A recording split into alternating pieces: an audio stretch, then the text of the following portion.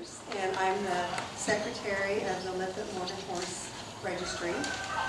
And I'm here to tell you why it's important to save this horse. Have any of you, or most of you, heard of or seen the Walt Disney 1970s movie, Justin Morgan Had a Horse? It was never intended as a documentary. It was Hollywood. It was entertainment. It skirted on facts. And one of the facts that it skirted on is the fact that Justin Figure, the colt, who later became known as Justin Morgan, was not a 2-year-old throw-in to settle a debt, as is always depicted. Justin Morgan, the man, the school teacher, actually went from Vermont to Hartford, Connecticut to purchase Figure as a 3-year-old colt who had already been noticed as being something pretty spectacular and had already bred many mares that year in Hartford, Connecticut. So he went there with the intention to purchase him. Figure was a wonderful, versatile anomaly of his time. He could outwork, outpull, outlast all others that he was up against, even outrun them in short distance races from back then. He remained hardy and sound throughout his long useful life. The harsh New England winters had no effect on his easy-keeping qualities, which was very important. Food, hay, grain were a very tough commodity to come up with, especially back in those days. And to put it all into perspective, this all happened. Figure, the horse, was foaled in 1789, which was the year that George Washington became our first president. So, and just an aside, people always say there are no coincidences. For many years, people said that Figure was an anomaly. He produced himself and his likeness no matter what he was bred to, which is true. But it's not because he was an anomaly. It's because he himself was a line-bred horse. And we have come to find that out through, many decades later. What do you mean by line-bred? Line-bred? You set type by line breeding, like the son of a horse to the granddaughter of a horse, or the grandson of a horse to the daughter of the same horse, or animal. It's that type of a cross. And you keep repeating that after generations to set the qualities that you want to set. And he was sired by True Britain and was actually line-bred to Wild Air. I do believe it's the horse he was line-bred to. But we know that now. But for many years we didn't know that, why he was so different. This horse singly founded America's first breed of horse, and who later became known as Justin Morgan after his own. The Lippet Morgan family became recognized in the early 1970s, starting probably back in the 1960s, as a very high percentage family of the Morgan horse. And they were recognized by a small group of people around the country, a lot of them from New England, but not all of them, who realized that even back then, 40, 50 years ago, that this gene pool was diminishing. They were being absorbed into being bred to other Morgans for color, or for the show ring, or for whatever else they wanted to improve. They wanted longer legs, a taller horse, or whatever. And so these people decided to form what was called, and is still today called, the Lippet Club. And they are actually kind of a more social group. You don't have to own a horse to belong to the Lippet Club. But those founding people defined our foundation stock. All Lippet Morgans, today, derive from 25 foundation horses, 8 stallions and 17 mares, who were chosen on their bloodlines, on their closest to Figure. And all of that foundation stock goes back to our cornerstone stallion, Ethan Allen II.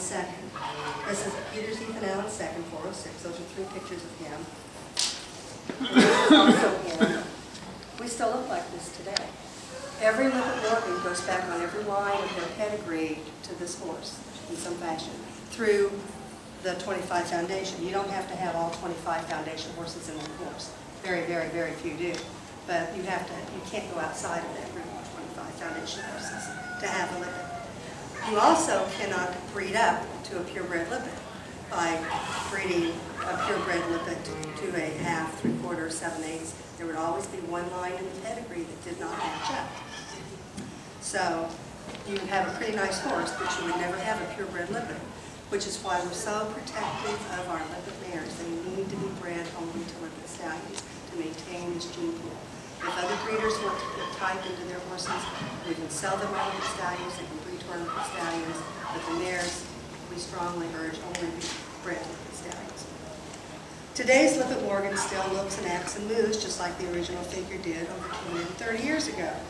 They possess the same vibrance, the same temperament, the same strong work ethic. They love having a job. The nervous energy, which is not to be confused with being hot. Heritage animals were bred for a purpose and for usefulness. And a hot horse or an ill-tempered horse was never desired. These horses were bred to work alongside and with their owners. And they don't ever have purposeless motion, but they have a strong motor and a work ethic, and they'll go forever for you if you ask and you don't demand. So, this horse is critically endangered today, critically endangered.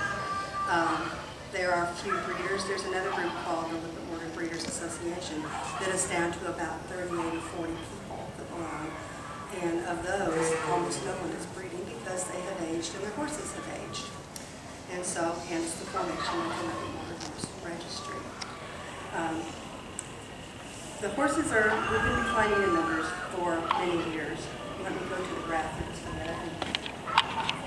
This is a 15-year picture of our number of foals per year, starting with 1998 and going to 2012. In the first 7 years, we averaged 89 foals a year. That was from 1998 to 2005. 89 foals a year were probably our hiatus years. That's not a lot, but that's decent. We'd be happy to have that now.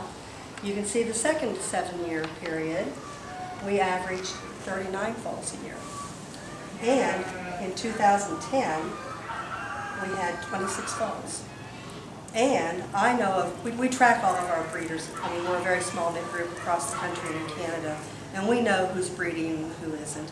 And I personally have only counted 16 foals that are due this year. Now, there will probably, undoubtedly, be more crop up, and we might end up with 20 to 25. I doubt if we hit 25. But that's in the U.S. and Canada. So, not only do we not breed many, but we lose them to not being registered. We know for a fact that a fourth of these 26 foals were not registered the year they were foaled with AMHA. If they didn't get registered with AMHA then, their chances of them being registered with AMHA are slim if they aren't registered before the age of 6 months, and I'll get to that in just a few minutes. We also know, going way back by the number of mature Lippets, and of course we try really hard to track the mares because we don't want to lose them in particular, that this pattern of not registering has gone on for years. There are some second-generation purebred Lippets that are not registered. Mares that are 12 years old out of mares who are 18 years old who were not registered.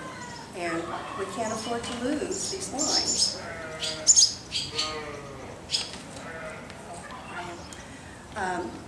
The Lippet Morgan Horse Association charges $70 for an annual membership fee, which is just a statement of fact. And for that $70, you can register your AMHA colt foal for $90 fee. On top of that, by the age of 6 months. From 6 months to a year, it's $125. After that, up to like age 2 and 3, it goes up to nearly $400. People don't do that. The Lippet Morgan Horse Registry, which is only a board of trustees, we have no members, no membership fees. We strictly have friends of the registry. Our fee is $45 to register your horse. That's the DNA from Texas A&M University. We have a lovely registration certificate over there that you can look at. We just want to save these horses and register them and make sure our mares get bred like the stallions.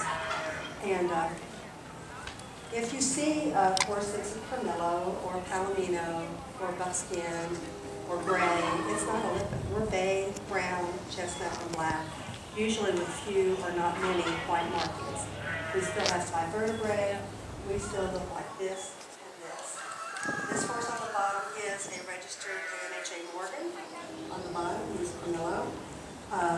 He has between 3 and 6% Morgan blood. So these are registered Morgan in today's show as well. So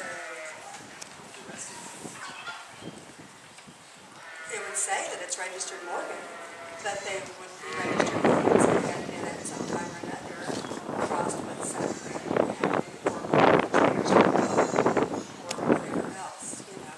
Because the show world is what everybody who thinks of Morgan now, they think of Sacramento, does the action, does park sack. They don't think of a versatile horse. We have a truly versatile horse. As Mick Jacob demonstrates, he can do everything. My mares do everything. They ride, they drive, the children, the grandchildren, the old ladies. We all ride them, love them, show them, go on trail rides, and they just so bond with their people. Can you do small farming for them? Absolutely, absolutely.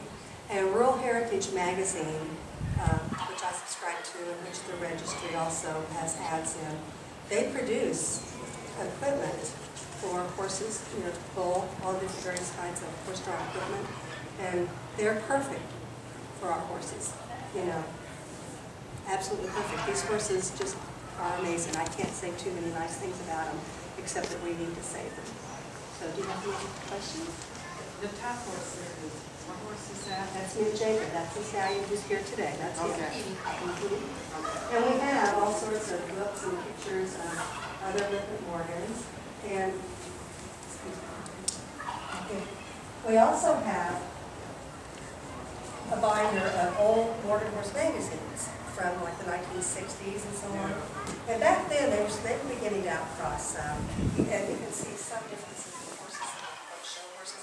But for the most part, they still look like Morgans back then. And in the 70s, they started really changing. And if you look at, and I'm going to bring it next time I do the presentation, every year stallion issue cover from 1960 through 2010, just putting pictures of the cover of the Morgan Horse magazine, you won't believe the changes you see in a 10-year time. Each 10 years, there's loss of bone, more color, more height, more length of back. Quite often that goes along with that a wild eyes and lack of brain power, you know, that just spread it out, like a lot of heritage animals. So that was probably more opinion than you needed. Why do you think your growth rate is dropping? Because people don't know about these horses, and the people who have bred them historically for years and years and years are no longer breeding. I bred a colt last year that I did sell to a breeder for this junior stallion. I have a 4-year-old filly for sale. She has to go to the right place where someone will appreciate what they have. They'll know her bloodline. She's been started under saddle.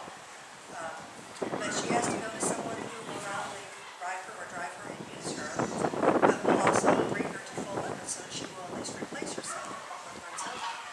And that's kind of our criteria. But mainly it's the horses are getting older, the people are getting older. The horse economy crashed about 5 years ago, as we've all noticed with horse shows and horse events getting smaller and smaller. The lack of farm families just evolved in the age, you know. People don't always have a place to keep horses like they used to in the 50s and 60s and even 70s when I was growing up. But, you know, so we're just trying to get the word out that these real Morgans really do exist. They're not drafty little animals. They're absolutely gorgeous, and that they can do everything. Oh, I'm sorry, sir. What does it do they had a Morgan horse? They knew what it was. Why would they not register? That's a $64,000 question. I don't know. Some of it I think is human laziness. You've got to pull the hair and send it in. You do have to send some money. With us, you have to make sure that the parents are in our DNA database one way or another, and then you have to spend $45. But, you know, the ones who don't really understand what the registry, our registry is doing, hang on to AMHA, and they're not going to pay 70 plus 90 or 70 plus 200 and go to the effort. You got to pull the hair and do it. I don't know. It's irresponsible breeding as far as I'm concerned, but you know, every breed of animal has people who aren't as responsible as we would like them to be, from puppy mills on up. So I don't know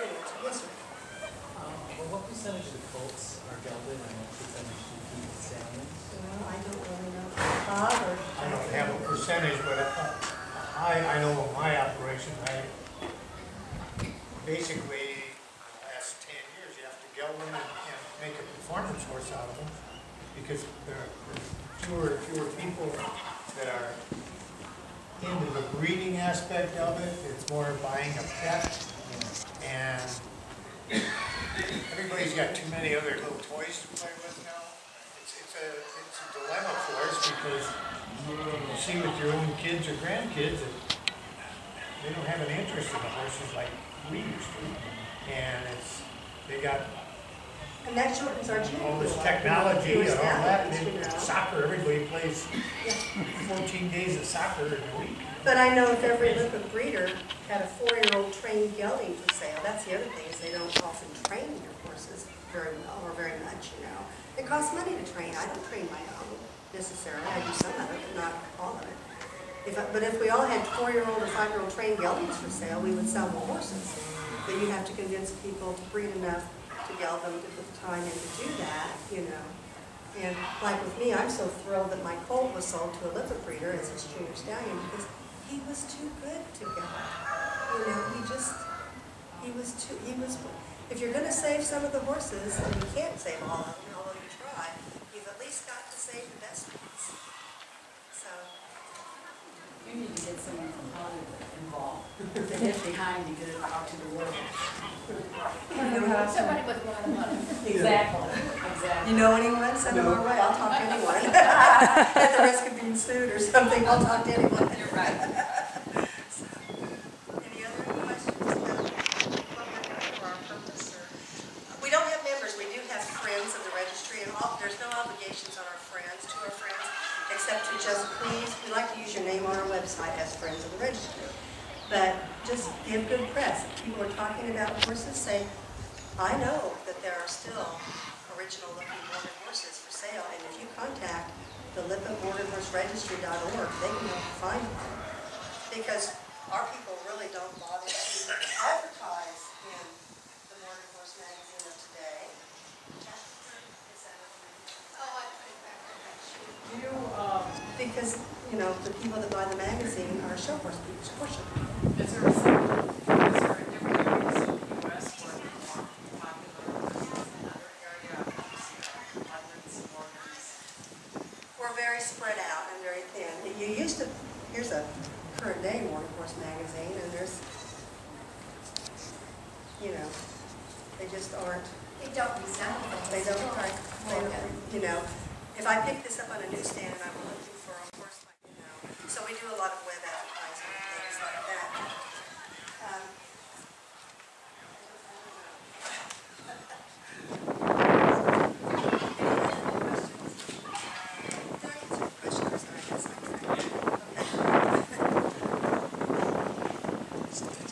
We are spread out, you know, you used to think of New England as being a hotbed of activity.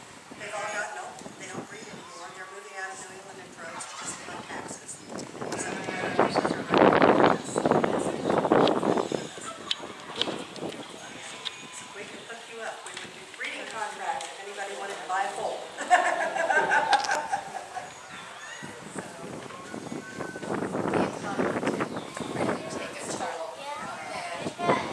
But it just took a farther chunk out of what was already heading south. Yeah, well, yeah, you see the Yeah.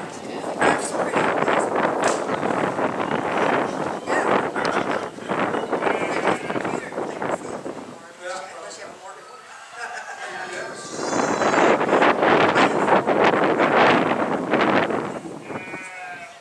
We're not all big breeders. My horses all have a job. At my farm, they all take care of 4-H, shows, and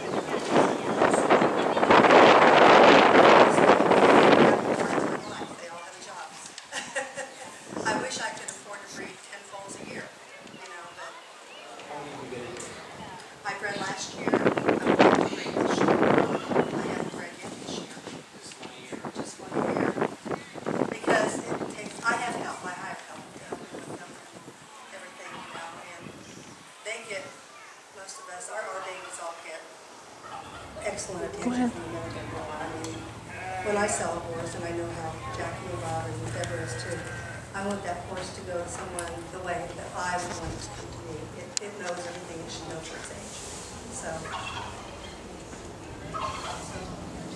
feel free to take our brochures and our cards and look at our other information.